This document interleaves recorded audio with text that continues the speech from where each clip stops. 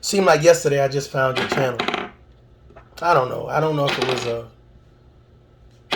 a suggestion or a friend. I don't know, but you know, I decided to stick around, and I've been watching you promote this narrative that really helped me decide what I wanted to do in regards to my real life. Truth of the matter, I've been going through some things. Had one of my children die. I lost my job. My wife left me. I just really had it bad. Lost my home. I lost a lot of things that meant a lot to me. But listening to your content made me feel that it was okay for me to decide to do what it is that I'm about to do. And I want to thank you for helping me. Because everything that you were saying on your channel let me know that there are not any good people left. Let me know that there are people out there that don't care if you're going through something, that they make fun of you, your depression, your loneliness. And I like to thank you for helping me decide what I needed to do. I like to thank you for showcasing how you turn your back on people, how you talk about other men and women, how you put their personal information out there and you drag them through the mud. I like to thank you right now for helping me.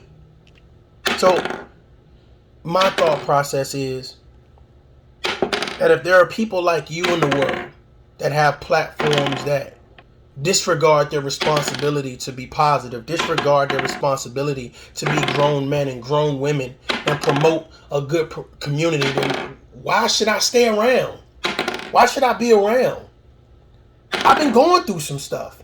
And your content helped me decide that there is no hope. Your content helped me decide that there's obviously thousands of people that want to hear somebody else's downfall. That want to fight and argue and bash men and bash women. You don't really care about being fathers and mothers. You don't care about being role models, providers, and thank you for helping me.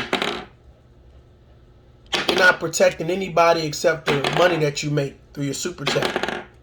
You're not protecting anybody except the donations that you get through your Cash App or your Patreon. I like to thank you for showing me that people can put you in a dark place. I like to thank you for allowing me to believe that the abuse that I went through was funny, was a gimmick, was a game. I like to thank you for talking about my personal issues and talking about others as if they should have no redemption. Their life has been so chaotic that there is no way that there is light at the end of the tunnel. I like to thank you for providing me with a permanent solution on what I should do.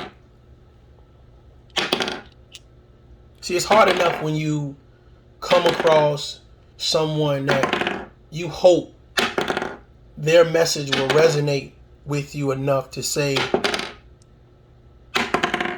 something, anything, like some inspiration. It's almost like you're grabbing in the darkness and you're trying to find somebody that will say something to bring you to the light. But I like to thank you for keeping me in the darkness. I like to thank you for promoting that dreams don't come true, that the reality that you promote for my life is my life.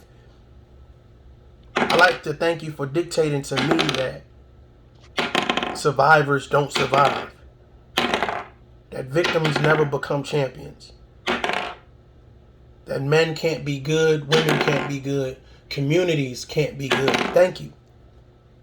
You are consistent. You are relentless.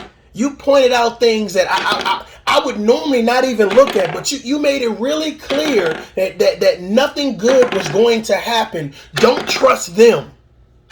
Hate everybody. Promote hatred. Promote disdain.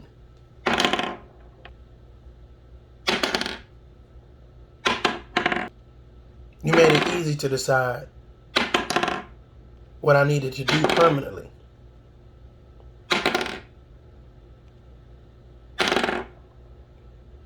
You are an example of people that don't care about depression. and don't care about loneliness. Don't care about people going through situations in real life. You inspired me to do this. Hell, you pushed me to do this. You encouraged me to do this.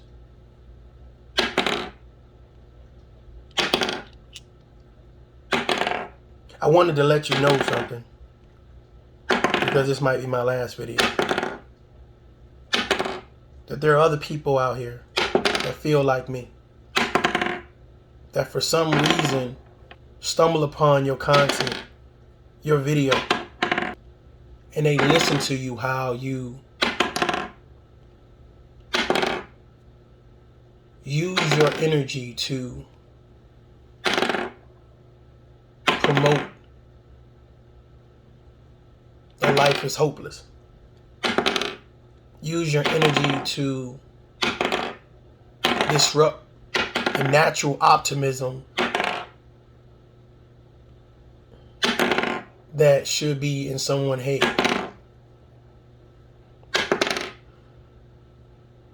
But I'm optimistic. I'm optimistic that this solution will fix everything. This solution will remove me from my loved ones. This solution will remove me from my job. This solution will remove me from being the subject of your content. Because it's not to build. It's not to empower. It's not to develop. It's not to help. It's not to protect or provide. Your message is to destroy.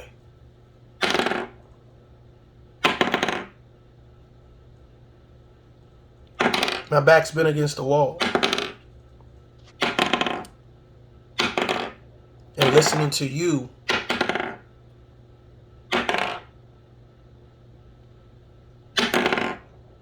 I don't know if I can handle the pressure anymore. But I like to thank you, because your message was the last message that I heard before I decided to do what it is that I'm going to do. Your last words, your vigor and tenacity, the way you said that life doesn't matter and nobody cares about you, and F your depression and your loneliness and what you're going through with your family, and how women ain't this and how men ain't this, and the community can't build, and nobody loves you and nobody's going to protect you. Thank you for helping me decide what it is that I need to do.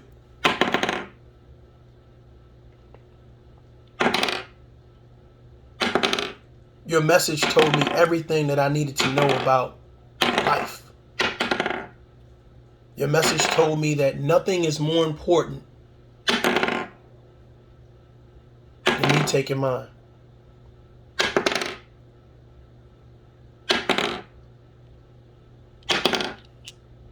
I wondered, did you even know what you was promoting in your content? I wondered, did you know that those people you were talking about had families and friends and people who actually loved them? But for some reason they were glued to your content. It was thousands of people. It was thousands of people cheering your content on and rooting you on and telling you what you're doing is so magnificent and wonderful. And it was people like me sitting back in the cut saying, this is my last video. This is my last video.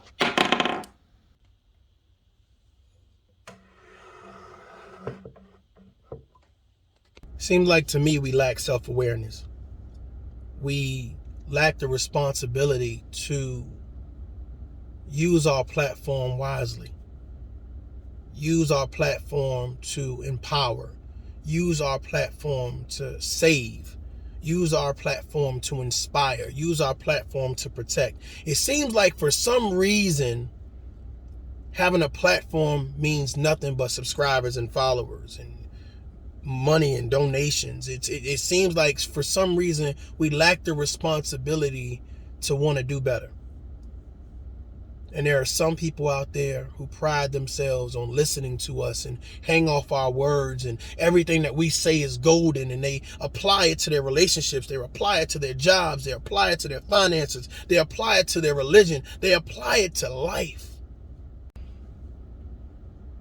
Wait. We lose so many people every year to suicide. People that's always laughing, always full of life. Seems like everything they just have everything going for them. And for some reason you get that call, or you see that RIP, or you hear something that it's like, not them. They was just here. And then before, the funeral, and before everything is said and done, you get that notion, like, what made them, what pushed the button, what gave them the okay, what said it was okay to take your own life? What was the message? Who was the messenger? What happened?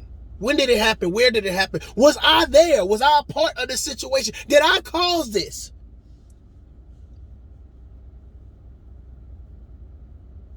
Can you imagine someone listening to your message and it drains them of hope? It drains them of being optimistic. It drains them of saying there is light at the end of the tunnel. There is no way out. There's no way up but down. Suicide is real. Depression is real.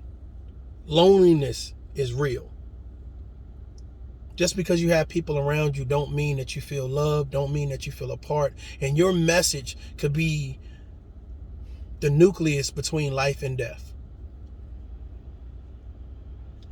Think about it. So if I could go back to talk to myself that night, when all I could hear in my head was, "You can't live like this anymore," I would have said, to hold on. To just hold on. You're gonna live. You're gonna survive.